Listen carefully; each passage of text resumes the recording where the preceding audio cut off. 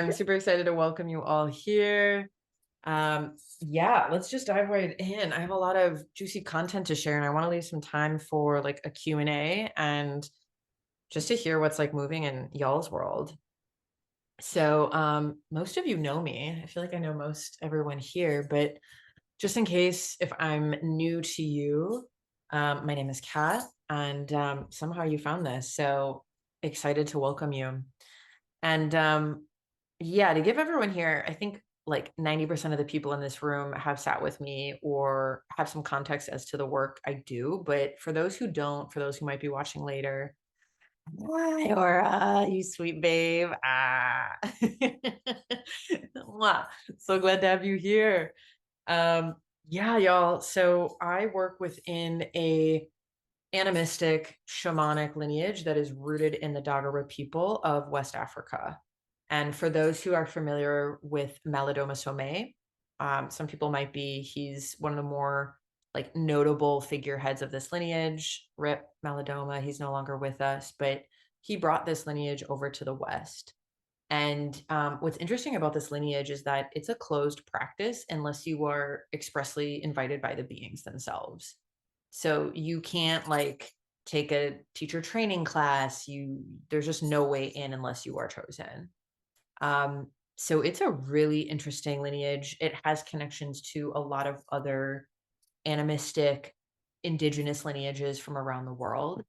And I'll talk a little bit more about that in a minute. But um, essentially, who I work with, just so you know, I work with a lot of elemental energies. And by elemental, I mean forces of nature, the water, the wild, the winds, lightning, right? And these are kind of tended or stewarded by certain groups of beings.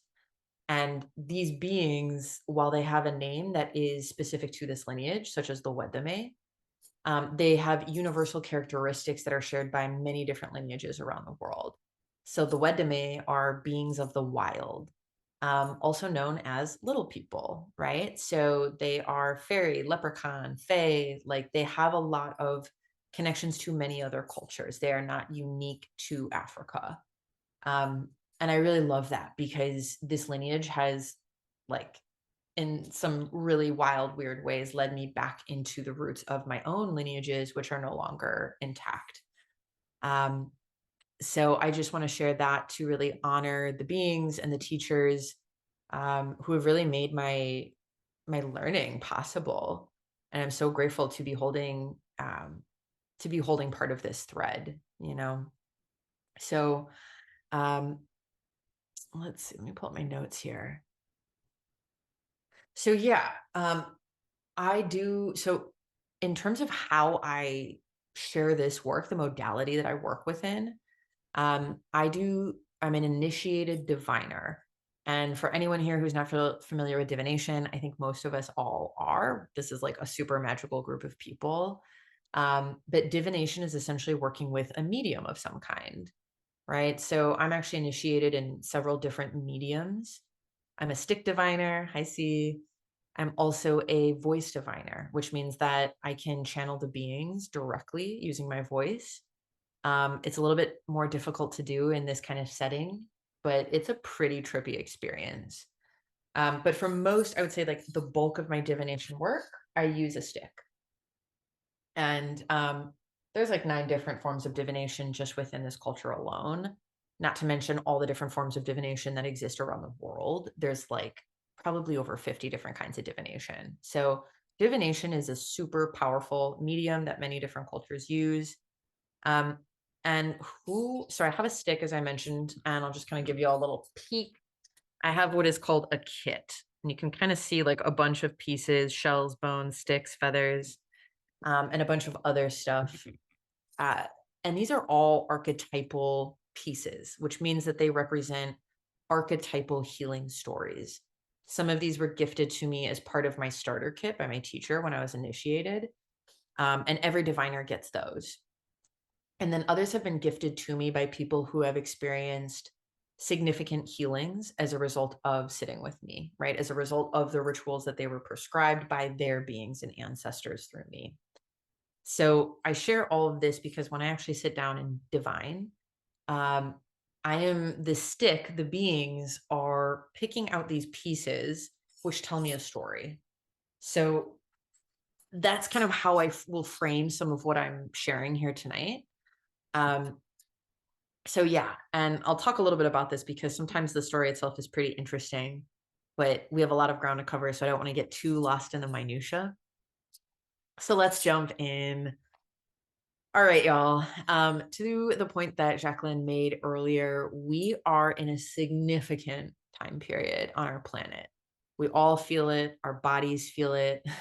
Like it is no surprise to anyone here. Yeah. And I don't know about y'all, this summer has been a particularly intensified time period. And I've been referring to it as a crucible for a lot of um, just in terms of how the energies are working us. And as you probably have been experiencing in your life, and I've been talking to a lot of community members about this, um, a lot of people I know are going through some really big shit. And not just like one thing, but like shit from all sides. Okay. And w- when I've been checking in about this, it's been kind of coming up in, I would say, like 90% of the divination work that I'm doing with my clients. It is happening for everyone. Okay. And what my beings have called this is an event horizon. Now, event horizons are usually described as a like quantum experience that happens around a black hole, right? It's where we literally can't see beyond an edge. And in this case, an event horizon is describing exactly that sensation, but it's not a physical edge, right? It's a consciousness edge. We can't actually see past a certain like edge in our consciousness, right? Because we haven't evolved into the place yet that would open up that new field, that new energetic understanding. And I've been talking about this a lot, so I do apologize if this is redundant for some people that have been like really kind of following very closely to some of the things I've been posting and sharing. But I want to bring it up again for those who haven't heard it, and because it is such a like necessary ground to talk about everything else. So an event horizon is this sense of like impending something. And I personally have been feeling this like in my body, in my nervous system, as a sort of encroaching anxiety of like, ooh, like something's going on, but I don't know what. Right. And it's not exactly something that is just going to be done with. So I want to name that if you're feeling that like anxiety, if you're feeling any fear, that doesn't really seem to have a root. Okay. Because it doesn't. It's something far beyond you. It's something that is not located or anchored in any one particular circumstance or situation or relationship. Okay. So this is an energy that's really omnipresent in our world right now. Now, the thing about an event horizon, right? And some people might view this as like really like apocalyptic, like end of the world. And I don't really think that's the case. I do think that we are heading towards some sort of catalytic moment or event. Okay. If we if they don't naturally arise, a catalytic event of some kind, we usually create one. And the reason for that, I believe, is that events like this generate a necessary energy to propel momentum, right? They force an evolution in consciousness by the very nature of the experience itself, right? And we can look back on some of these huge catalytic event horizons in our like very, I would say, recent past, right? You can look at like 9/11, you could look at the Holocaust, you could look at Black Lives Matter, right? Big cultural, historical events that force us to look at something and to adapt, to change. And in some situations, to literally mutate in our consciousness. And I believe that this time is really forcing that mutation because, as Einstein famously said, we can't solve a problem from the same consciousness that created it, right? So, right now, we are reaching this point in our consciousness as a collective where if we don't change, if we don't actually expand, grow, adapt, we are going to become obsolete. We are going to force a kind of extinction. And I'm not too worried about the planet, actually. I'm more worried about us. So we are being pressurized right now. That's what a crucible does, it bears down. So this time is designed to ripen you, literally. It is going to force from you the adaptations, the changes that are so necessary right now for you to evolve. And to evolve, usually, hopefully, into the self that is ready to meet this moment. So, one thing that I've really noticed about this summer is that there's a karmic pattern happening, and it's a karmic cleansing that we are being asked to do in our lives. And I'm going to speak more about this in a minute. But even if it doesn't feel big on like the grand scale, like, oh, but I'm not, the thing that I've been like working on this summer is like my insecurity, right? And you might feel like, well, where does this fit into the larger picture of the puzzle? Whatever you have been working on in the past few months is part of the big picture. It is part of that puzzle, because whatever is in your way, whatever has been holding you back, limiting you, right? Creating limitations within you is the part of you that needs to mutate so that you can show up, so that you are ready. So I really invite you all, especially anyone who's been going through it, to really try and take on the perspective of, what is the gift of this? What am I being asked to look at? What am I being asked to change in myself? Okay. It is always what is inside of us that wants our attention. Nothing in the external world is going to be fixed by externalizing. And I say that with some caveats, but truly the best thing we can do right now is to really take responsibility for our work, because you are also generating the catalytic energy needed to excavate and dredge this shadow. There's been a lot of shadow work that's been happening this summer, okay, consciously or not. So I just want to state that. I hope that's like, we can get into all the intricacies of your personal individual like shadow karma stuff if you want to sit with me. But I say that because a lot of people are like, "Ah," and yeah, I feel you. But that's not going to be helpful in this time. Now, I love the vulture gods. I'm a big fan of the vultures. Yeah. See some hands up. Same. So we are in a time of Death Eaters. Okay. And I love the vulture gods because they eat death. They are the embodiment of that in our culture. Now, what is a bodhisattva but someone who can eat death? That is what it means to alchemize suffering. That is the lotus flower in the shit. So, one of the greatest things you can do right now is to really look at what's in your life that is stagnant, shadow, stuck, right? It's the death, it's the compost. And it's on you to look at that and to figure out what it looks like to actually digest that, to fully metabolize that, so that you can actually free up the energy in those places to be turned into moving energy again, to be released into a greater force that you can harness, that you can channel, that you can work with. So anytime something in us is stuck, right? Like a stuck spot. Oh, I can't figure out my way around that. I'm really feeling resistance here. You are holding energy inside of you.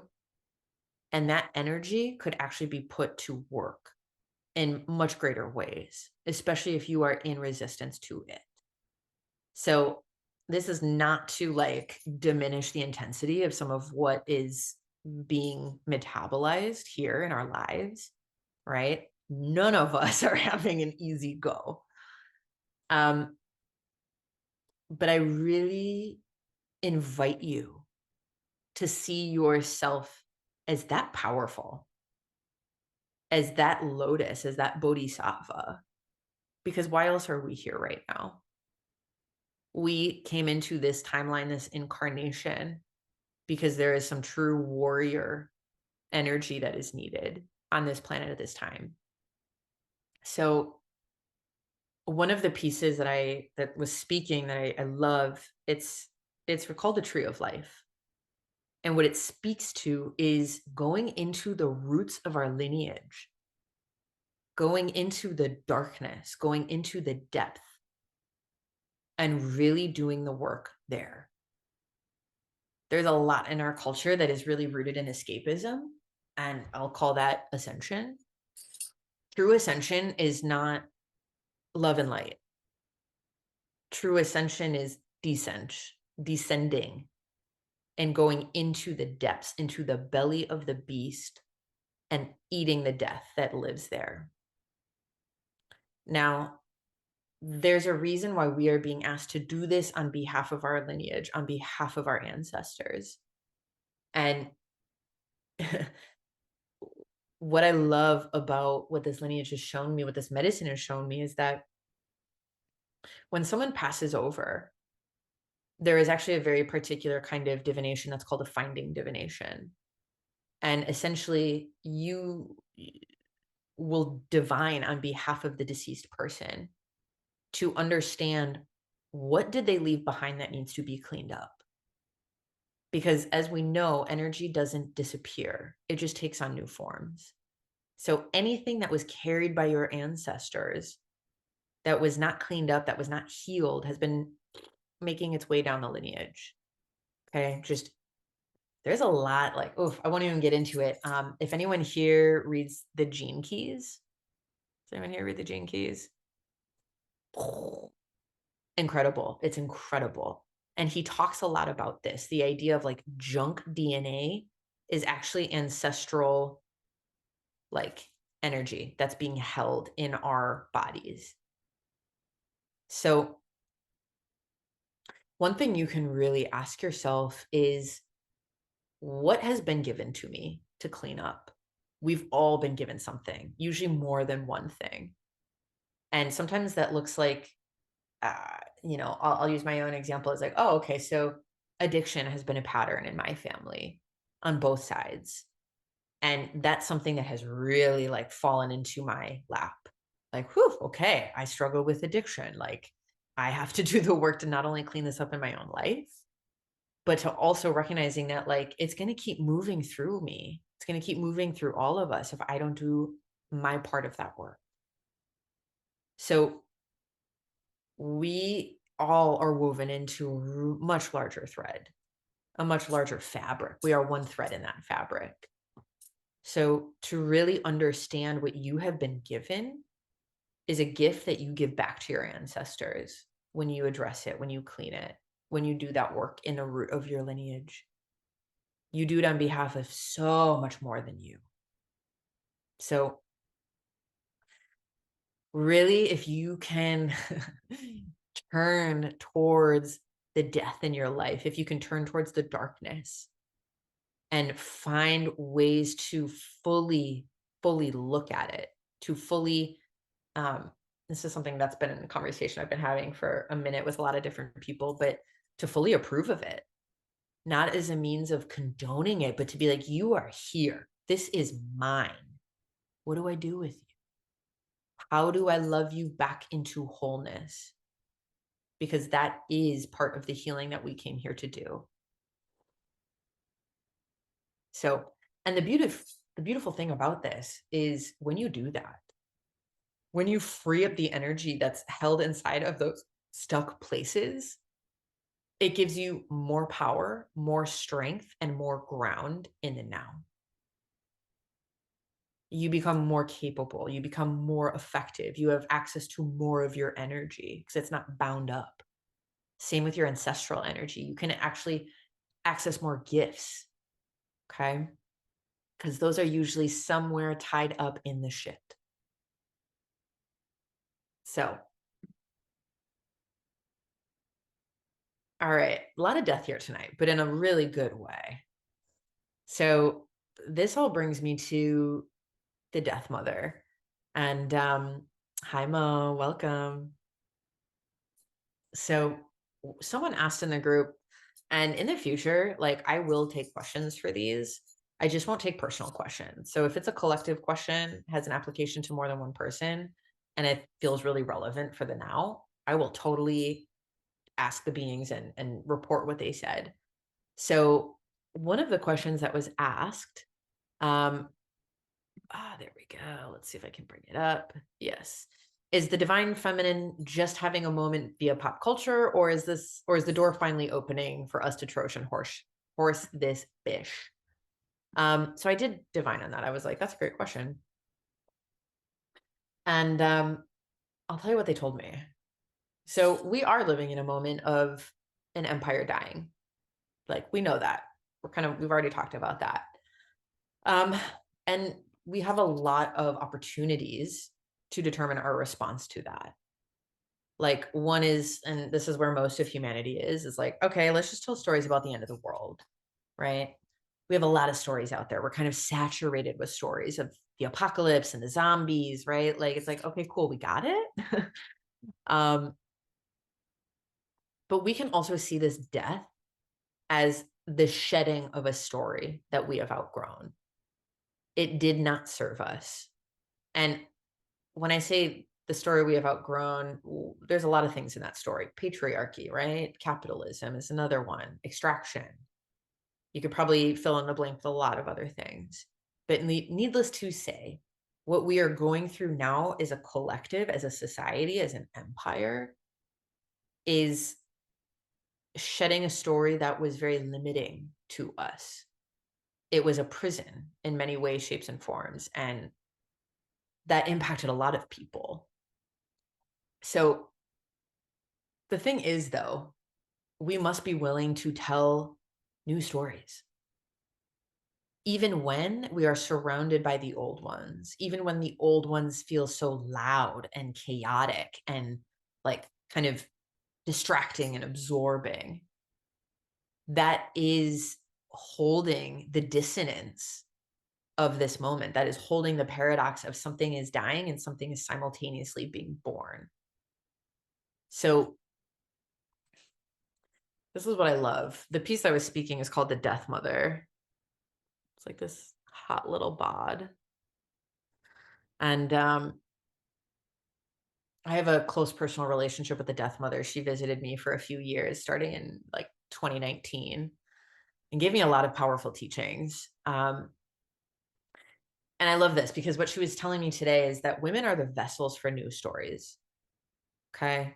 This is not to like diminish men, but women are source energy. We are literally the vessel for any new story that wants to come through, whether that's a body, whether that's a culture, right? Whether that's a new way of doing or seeing things. So we are literally source energy. The role of men is that they serve the story with the ordering of chaos. They bring the structure to the chaos. And what I love about this lineage is that there is not just a mother earth, there's a mother father earth. It's a both. And the distinction between those energies is very similar as what I just described.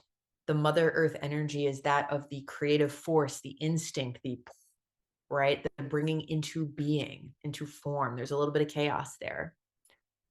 Father earth is about ordering structure, about bringing coherence to it, giving it a pathway. Both are needed for it to work. So we must let our lives be the offering in service of this new story. And I know that that feels big, right? It's like, well, of course, like we're all trying to live this new story. But I really want you to think about the fact that you are the altar, okay? And your life is the offering. And how are you living this offering? Are you living it consciously? I know we're all doing our best, but it's easy to slip into the old stories. I know that for a fact, it's like I had a really nice rant with one of my besties today. You know who you are, girl. About some of the old stories in our life. And it was just like, like, fuck this. But what are we directing our attention and energy towards? because at the end of the day, that is the offering. Your energy is the greatest offering you can give to anything. It is why presence is so profound. It is why true presence will shift the whole world, right? We've all felt it. We've all been in the presence of a great presence. And in that moment, we shift. We're like, whoa, I got to settle down. I got to really be here. I got to pay attention. So we are the regenerative force. It is not outside of us. It is not someone else. It is not the government. We are the regenerative force. And so there really is, yes, I believe a portal, a window, a doorway for the divine feminine right now. And I don't think it's going to be necessarily like an easy, like, okay, we're living it now. Ah, yes, here we go. I wish. But I think to really reframe our lives in this way can serve a greater story. And I'm going to deepen into that in a second. So there is a ritual for this one that I want to offer to the group, because I want you to really sit with, to think, what is the story that I'm living? What is the new story that wants to come through me? What am I in service to? And am I really committed to that service? Because again, life is going to constantly try and be hooking us back into the old story, right? It's what makes like enlightenment so fun. We are always getting refined and honed by the tests, by the challenges, by the comfort zones. So I want you to think about the story that is your offering, this new story that you want to live into. What does it even mean to be the divine feminine? What does that look like for you? What is your unique offering? So spend some time just getting clear on that, asking yourself that, feeling the feelings around that. Because it's not as simple as being like, okay, so now I'm just a powerful bitch and I'm going to walk through this world doing this, this, this. We have to feel it. We have to really think about what that will look like. And the ritual is this: you will find a black stone. Okay. No other color stone, a black stone. And you will carry it with you for 2 days. And in that 2 days' time, tell it your story. Tell it the story that you are living, that you want to live, that you want to bring through in you. What does that actually look like? Can you speak into specifics? And it doesn't mean you need to have the 5-year plan mapped out, but to really give your body the feedback of, what does this really mean? What does this really mean to me when I am faced with the opportunity to slide back into an old story? What does it really mean to live the new one? So as you carry this black stone with you for 2 days, you are going to speak to it. Talk to your stone like you used to talk to your Tamagotchi, you know? Speak into that stone the story that you are holding for the future, the story you are consciously wanting to bring forward now, the dream you walk with, the dreams of your ancestors, the dreams of the better world. And speak what you are willing to do in service to this vision. Then you're going to cover this stone and, well, you're going to bring the stone to a river. The bigger the river, the better. We want flowing water, because water washes, water cleans. Okay. And water is going to be taking this prayer and moving it where it needs to go. Water is in everything. So your prayer is going to be in everything. So when you bring the stone to the river, bring some honey and bring some milk with you. Cover the stone in honey. Honey is a potentiator. My teacher likes to say that it takes the bee 10,000 trips to the flower to make a single drop of honey. That is the amplification potential in honey. Okay. So it really expands the prayer. So you cover your stone with honey and you're going to offer it to the river being, to the river, like gods, whatever you want to call it. And you, as you offer to the river, offer more honey and some milk to the water.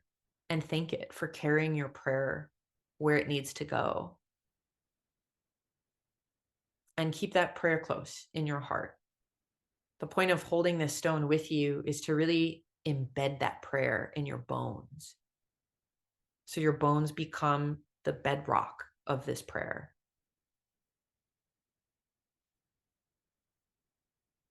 So that's the ritual for that one. Now, so much to say. Okay.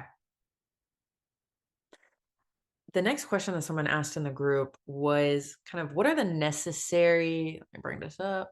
What are the necessary considerations for organizing outside of a patriarchal structure? Love that. Thank you, Veronica. She's not here, but I'm sure she'll see this. So if we want to talk about a new story that we're all trying to bring, something you can do right now is really think about your resources. And I don't mean just like stockpile food and water. Okay. That's very like scarcity, fear-based mentality. Go ahead and do that as well.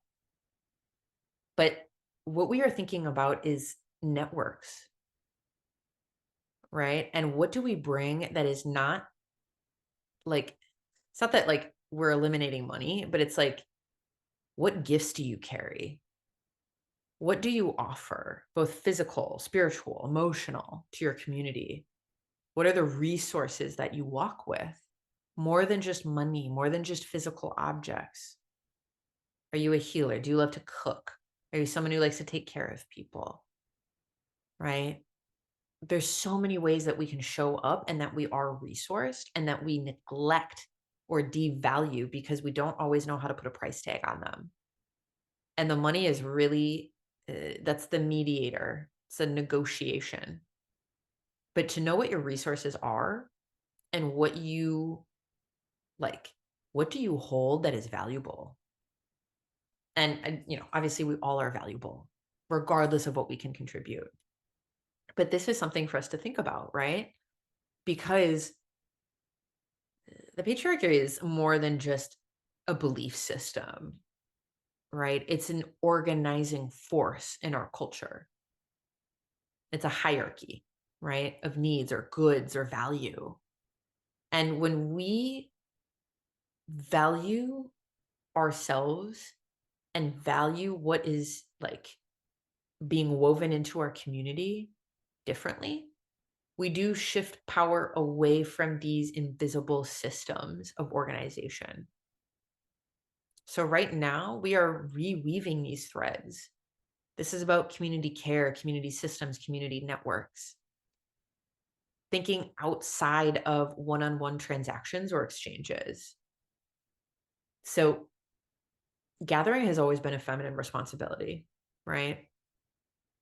Women are literally evolutionarily equipped. Like our bodies, our eyes adapted to be able to multitask more efficiently. I won't say like ever, like multitasking is rarely, if ever, like always a success, but we adapted to be able to see what's in the field and to know to keep an eye on multiple things at once. So the women or the feminine or however you want to call it, right? You don't need to just be like a gendered being to benefit or like participate in this. But I say that because, you know, if we're talking about like the patriarchy, this is one way that we can counteract that idea of a hierarchical pyramid structure where someone has all the power. So there was this really cool post that I saw on social media, and the beings were kind of like, use that as an example. Someone was talking about like, don't throw your fruit pits or seeds away. Don't just like put them in the trash funnel. Save them, clean them, wash them, dry them, carry them with you in like a little container. And then when you're out in the world, scatter seeds. And they're like, apparently a lot of Asian cultures do this all the time. And there's a lot more like fruit trees just growing wild in parks and nature. And that's kind of the mentality that they're advocating for right now. It's not like women go out and gather. It's like we need to stop thinking about exchange as a one-to-one. Okay.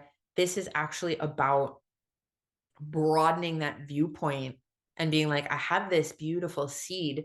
Who else could it feed? And also like extending the boundaries of that care so that it's literally not just like me, my friends, my lovers, my family, my children, my community, but like total strangers. So how do we do more of this kind of resourcing and considering how do we resource all of us more so that when whatever comes down the pipeline hits, we know like where to go. It's like, oh, this person can help with this. This person knows how to garden. Like this person knows how to do math, right? So it's not about ownership so much as shared possibility. Um, and I love it. They kind of give me, my beings love wordplay. They're always like giving me these crazy little puns. And they were like, it's us plus. And I was like, I like that. So really think about us plus. What does us plus look like to you? So how can you be more us plus in what you bring? And the other kind of visual I got around this was like that person who always shows up to the party with like, not just like a bag of chips, but they're like, oh, I brought like some things, some of this, some of that. And you're like, thank you. Like you've thought into how do I create an even more expansive, wonderful, loving, supportive, fun experience for everyone here. So that is very us plus mentality. And that is a resource for all of us right now, much more so than just like hard goods. Okay, I know there's a lot. And I want to say one more thing before I'll open this up to just like questions, discussion, insights, downloads, all of it. Um, the Dragon Realm wanted to speak, and I love me the dragons. Um, and what they had to say was that we are in a time of recognizing and cultivating elders, actual elders. We are in a deficit of elders right now. And that's unfortunate because we need them so deeply. We have not tended this in our, you know, lineages and our culture at large. So, um, but there is a way to take on an elder mentality, even though we are not yet at like the age or, you know, we haven't been around for a long time, but we can still train ourselves to rethink like elders. And this is actually, I don't know what tradition this came from, so my apologies for not like having that information, but I do know this is like an indigenous um, mentality, which is what are you doing and how does that impact the next 7 generations? That is a long view of life. We live in a very short term, like satisfaction, gratification mentality that rarely, if ever, considers like anything outside of a year or a month, right? Think about fast fashion, think about fast food. Everything in our culture is so fast. That is actually in antithesis to how life actually works. Unless you're a fly, they die pretty quickly. But we need to grow ourselves into that kind of thinking, that kind of mentality. Because ultimately, that mentality is not rooted in human supremacy. And we need to recognize that, like, we are not supreme. That mentality is going to be the one that destroys us. So, human supremacy does not recognize natural law. And this is about reorganizing our lives to adhere to natural law. Dragons are stewards of the earth. They are planetary keepers. And they really come in hard when, like, when that is a responsibility of people that I'm speaking to, but truly it's a responsibility of all of us. And that is why that is why the dragons have really kind of emerged in this time, because we need to remember that. So like adhering to natural law is true stewardship. Okay. Because you are living in harmony then. You are not living outside of nature. So stewardship is actually recognizing yourself as part of nature, as part of this world. And that in and of itself is going to fundamentally start reconnecting you in ways that will like shift that long view. Um, yeah, I love it. They really gave they were like, you can do a couple things. You can form deeper relationships with the earth and all the beings on it. Like acknowledge, hug a tree, tell it your name, ask before you take something. Like, do not assume that you have a right to anything. We forget that. We are just so entitled a lot of the times. I am guilty of this myself. You know, it's like sometimes I'm like down at the beach, I'm like, ooh, pretty rock, mine. Is it? So it's about that. It's about pausing before you assume, before you go into that like instinct of extraction. Is this mine? Is that really for the benefit of everyone? Would I be served by actually leaving this for the next person? Could I show my appreciation in a different way? So worship the earth, truly worship the earth. And you don't need to make a big fucking scene about it, right? You don't need like an hour to go like out to your altar. I mean, fuck, I'm always like, go make an altar, but you could literally say thank you. I try to do that on my daily walks with my dog, just like, thank you, bugs. Thank you. Especially the things that we might not love. Like it's easy to love like a cute bunny rabbit. It's really hard to love the big hairy wolf spider in my house. Believe me, I have some. Um, yeah. Last thing I want to say, and this is my favorite, offer your ego to the dirt.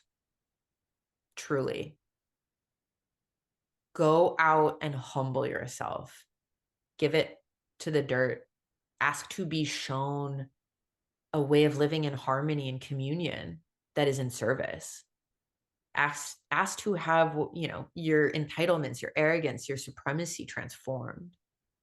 You are not bad for having these beliefs or these natural instincts or this conditioning, but it is something that you are responsible for. And so it could be as simple as that, to lay yourself down and say, show me how to do better.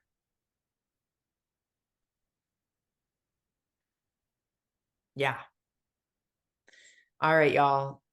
I'm going to leave it there. I could go on about a lot more, but I do want to give us some time to share as a group. So thank you so much for listening and for your presence and for being here, and just sharing in the space with me. Yeah.